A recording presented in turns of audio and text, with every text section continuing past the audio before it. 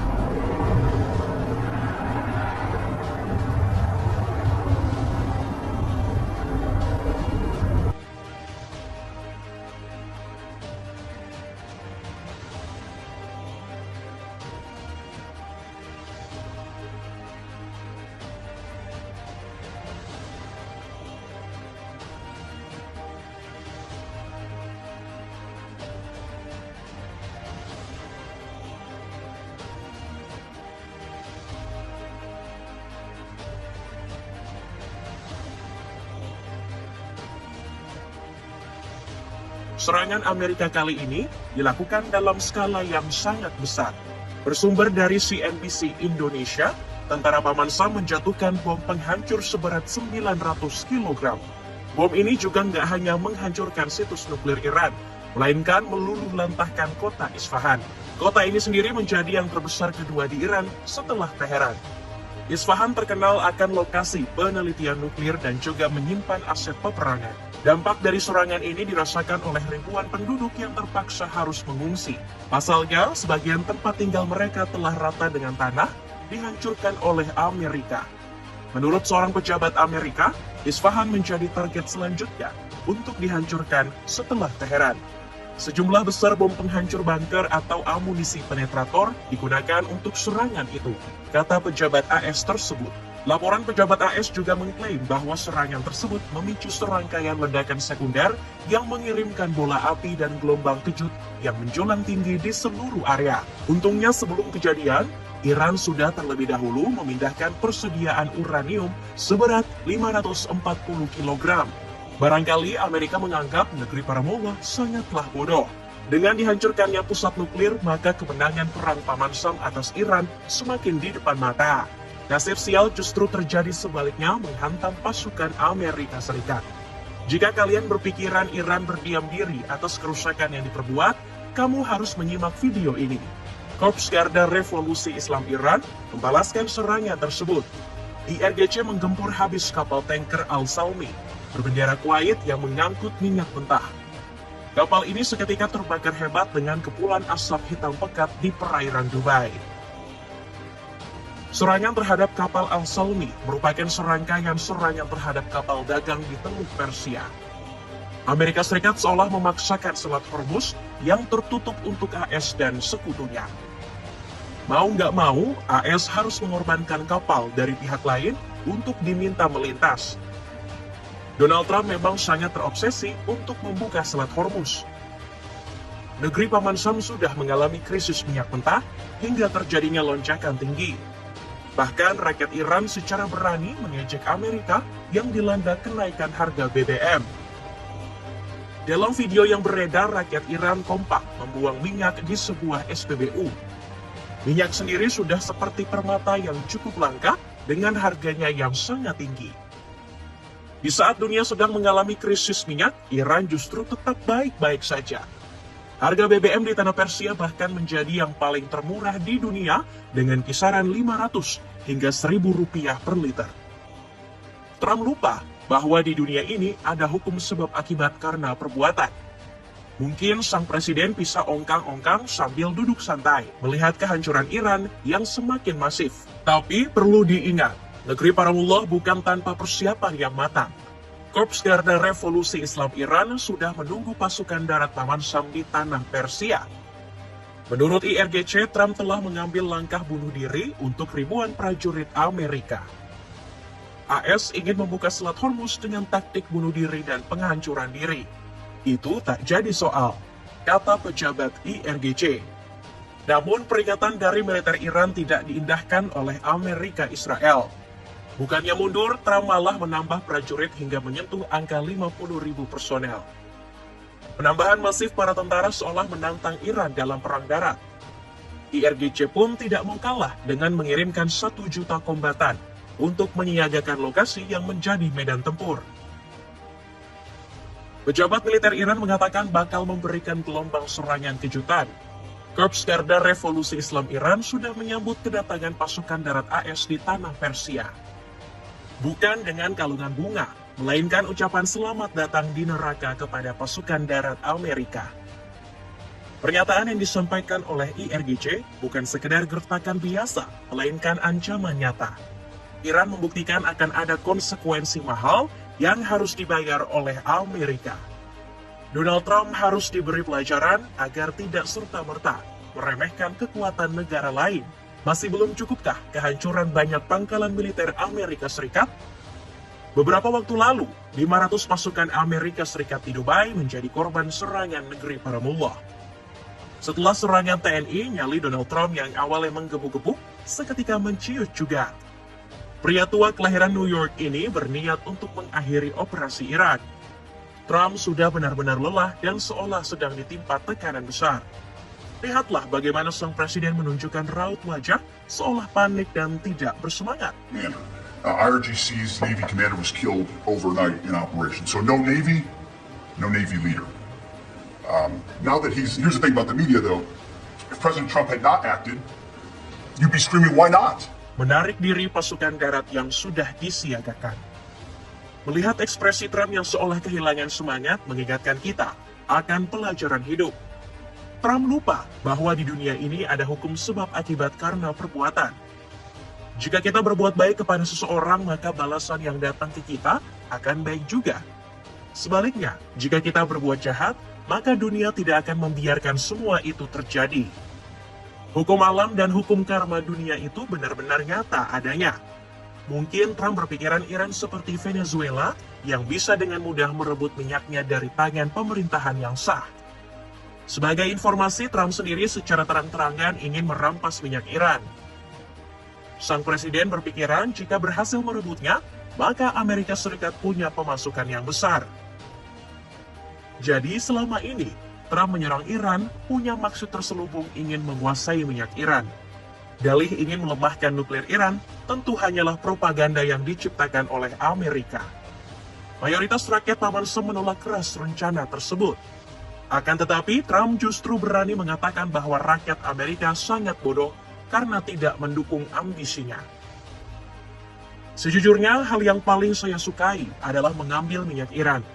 Tetapi ada beberapa orang bodoh di AS yang berkata, "Mengapa Anda melakukan itu? Tapi mereka orang bodoh," kata Trump. Tetapi rencana ini hanya tinggal angan-angan saja. Secara mengejutkan, Trump tidak akan melanjutkan operasi ke Iran meskipun Selat Hormuz gagal dibuka oleh Amerika.